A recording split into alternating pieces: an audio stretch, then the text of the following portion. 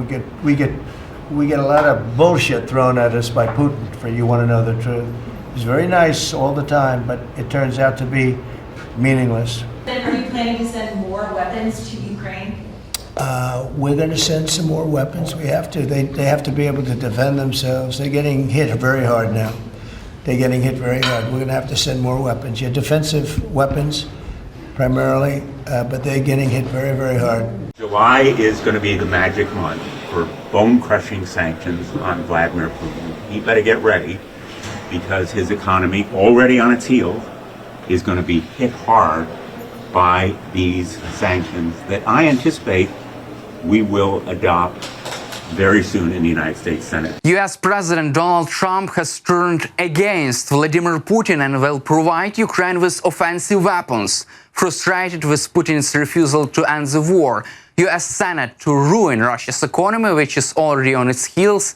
Meanwhile, Ukrainian President Volodymyr Zelensky is meeting with key allies in Italy. So what is driving Trump's change in attitude towards Putin, and will the US administration commit to helping Ukraine win this war? President Donald Trump is planning to send weapons to Ukraine for the first time since returning to the Oval Office, using his presidential authority, according to Reuters.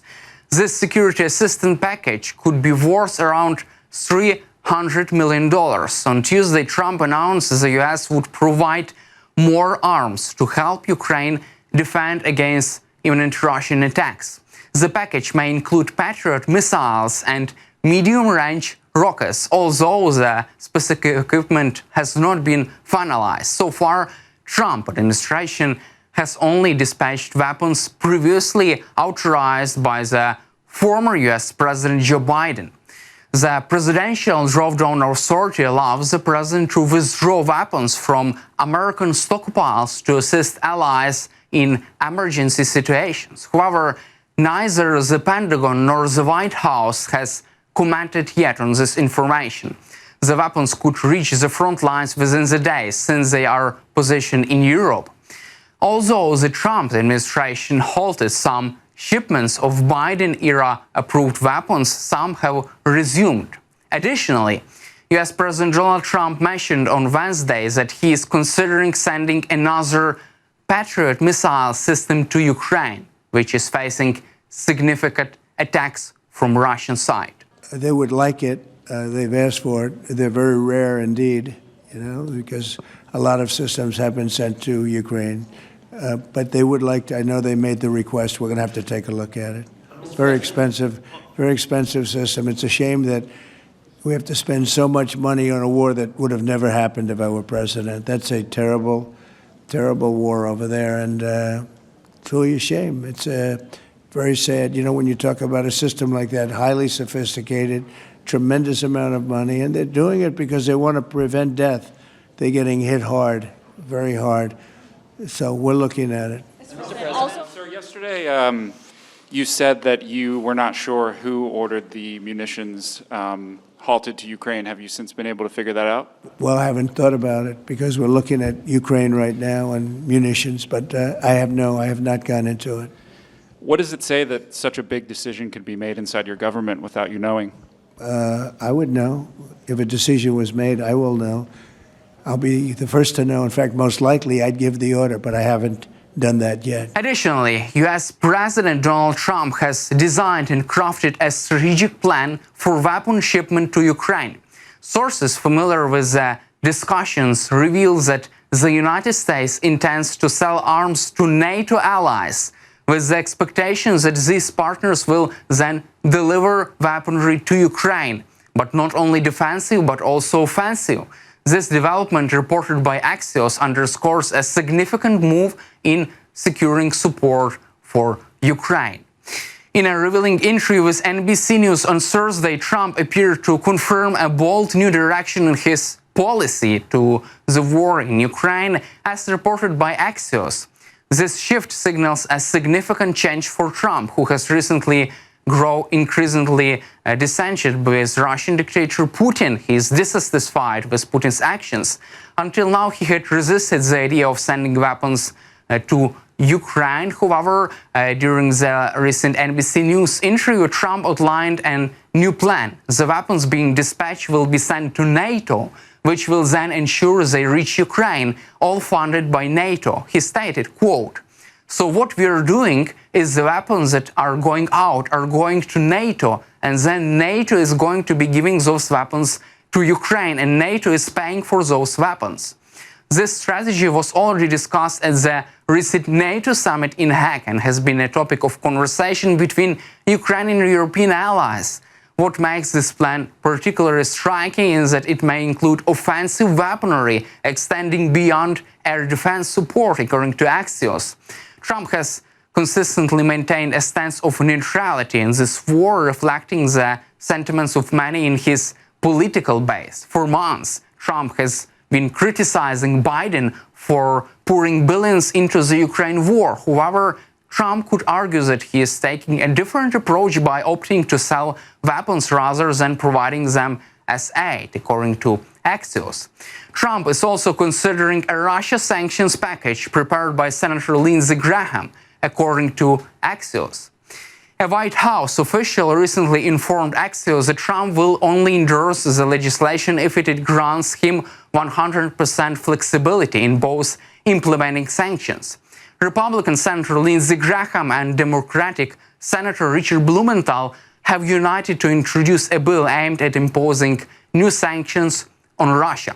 With determination, Graham declared, quote, "July will be the decisive moment for new sanctions on Vladimir Putin. He better brace himself because his already fluttering economy is about to face a crushing blow from the sanctions we anticipate to adopt." Ongoing discussions between senators and the White House reflect the growing bipartisan support for this sanctions initiative. Very important. We changed the game with Putin. He's not responding in a positive way. President Trump has earnestly reached out to Putin. I applaud his efforts to end this brutal bloodbath in Ukraine. But it takes willing partners. Ukraine has been willing, Putin has not. You can tell yesterday that the president's willing to change course, and this bill will give him significant leverage over China and India, who prop up Putin's war machine. There's definitely bipartisan support on it. We will. What Lindsey and myself and the leader want to make sure is that we're not getting ahead of the president and the State Department. Listen, the president is leading right now in foreign affairs. We see that right now that the leaders all over the world is looking towards President Trump. So we want to make sure we're working in conjunction with the White House and with the State Department. We don't want to get ahead of them. So far, I think you'll find in the Senate broad support for Ukraine.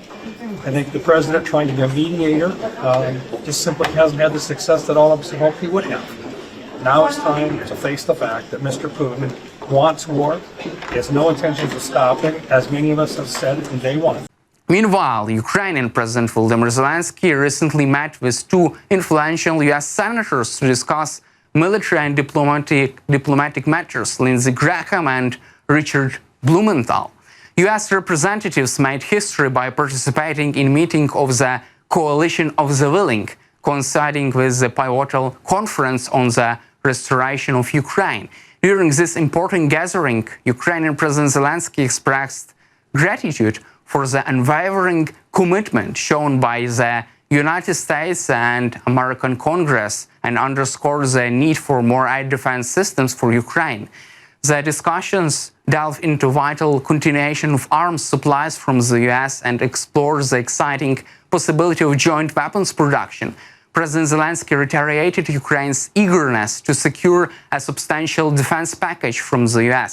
He also commented on the bipartisan efforts of US senators. He supported this initiative to adopt and strengthen sanctions against Russia, an initiative backed by impressive 85 senators. Zelensky believes that this bill could become a crucial lever in persuading Russia to enter serious negotiations while exerting pressure on nations that still back its aggressive actions. As a symbolic gesture of their partnership, Senator Graham presented President Zelensky with a copy of the sanctions bill, marking a significant step in strengthening the alliance between Ukraine and the United States. Also, Ukrainian President Vladimir Zelensky said at a press conference in Italy on Thursday that intelligence reports indicate Russia will drag out this war in Ukraine. Our intelligence and intelligence of partners has all information that Russia will drag this war further on. Putin will drag on this war. Putin refuses all opportunities to initiate a real ceasefire. He doesn't want real peace. Putin is dependent on war and murders, and he can only be forced to quit this dependence with real force.